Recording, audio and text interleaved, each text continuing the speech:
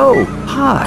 I was sent here to tell you about a new technique called entropy monitoring. You can now monitor the effects of certain anesthetic agents by measuring the EEG and facial muscle activity.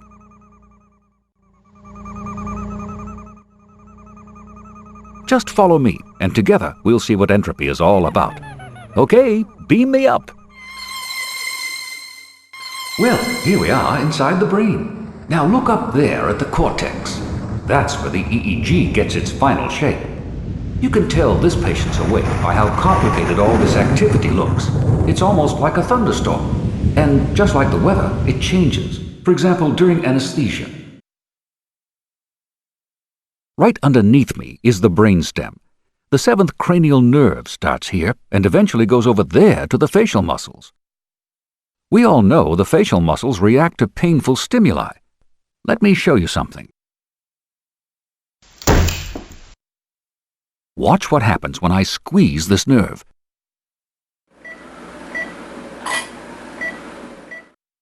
Oops, sorry. But did you see that response? And did you know these responses can be recorded even with moderate levels of neuromuscular blockade? Hey, now let's watch them put on the sensor. The entropy sensor has just been applied. You can see the position on the patient's forehead. There's the sensor. You can see it's positioned so it picks up both the EEG as well as the electrical activity of the facial muscles. Let's look at these signals a bit closer. From the sensor, we get both EEG and facial muscle EMG signals. Cortical EEG dominates in this low-frequency region, whereas facial muscles contribute to the higher frequencies. You may be wondering how this information helps us to track anesthesia. To find out, just follow me. Don't tell anyone, but I'm going to take you inside the entropy module to show you how the signal is analyzed. Not many people have seen this. Here we are inside the entropy module. Let's take a look around. Over here, the signal from the sensor comes into the module. These windows let us look at the signal as it flows through the module. Remember, this is the signal that contains both EEG and facial muscle activity. The first step is to get out all the extra stuff, such as ECG signals and diathermy artifacts. Once the artifacts are removed, the signal goes into this frequency transformer. It separates the signal into frequencies that make it up, starting with the slower frequencies down here, which come from the cortical EEG, to the faster ones originating from the facial muscles. This top pipe contains the highest frequencies, which are originated from the facial muscles. The faster frequencies can be analyzed quicker, so you get the information faster. This is the key process right here. Entropy is a measure of the complexity of a signal. An irregular signal has high entropy. A simple sinusoidal signal has low entropy. This is important, as it has been shown that the EEG becomes more regular as the patient is anesthetized. See, that's pretty simple. These engines use the signals from the transformer and calculate the two entropy parameters, response entropy and state entropy. The state entropy is derived primarily from the cortical EEG and may provide a stable indication of the hypnotic state. The response entropy uses the added information from the facial muscles found in the higher frequencies. The facial muscles are connected to the deeper structures of the brain and react very quickly to such things as a noxious stimulus. So the RE may be an indication of a response to a stimulus. Let's take a look inside. And here you can see how it's all done. It's a straightforward entropy calculation. And you can work through the details if you like. Let's take a ride.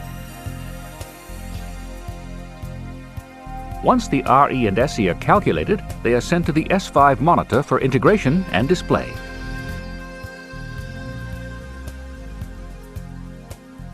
Here we are in the S5 monitor control room. As you can see, there are sections for every parameter. This is where all the measurements are collected to be displayed on the monitor screen, according to the user's wishes. That's how we display the entropy calculations. The RE is shown in orange and the SE in white. Since the patient is awake, the muscle activity makes the RE a bit higher than the SE. The numbers, trends, and also the raw EEG waveform can be shown along with other information on the display.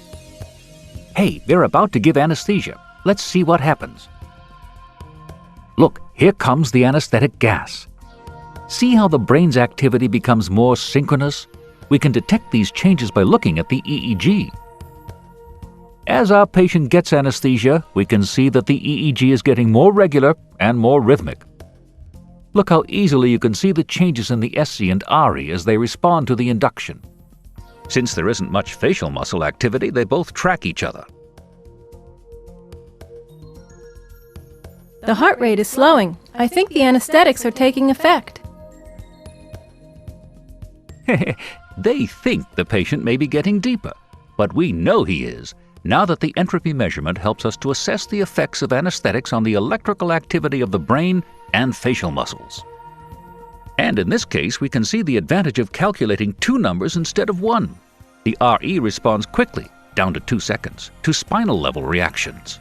If the RE value rises suddenly above SE during general anesthesia, we may use this as an indirect signal of the subcortical activity. So, entropy measures the effect of the anesthetic agent in the central nervous system. When we combine this information with the monitoring of other vital functions, we'll get a clear picture of the patient's well-being during surgery. That was fast. The surgeon is already closing, and the anesthesiologist has turned off the anesthetics. Both RE and SE values start to rise. Rapid rise in RE is a sign that the patient is about to wake up. To me, all this is very exciting. And what's best is that by using this measurement, we can monitor the effects of the anesthetics right where they are working, the brain. I hope you have enjoyed this journey with me, and I hope it's increased your interest in entropy. See you later.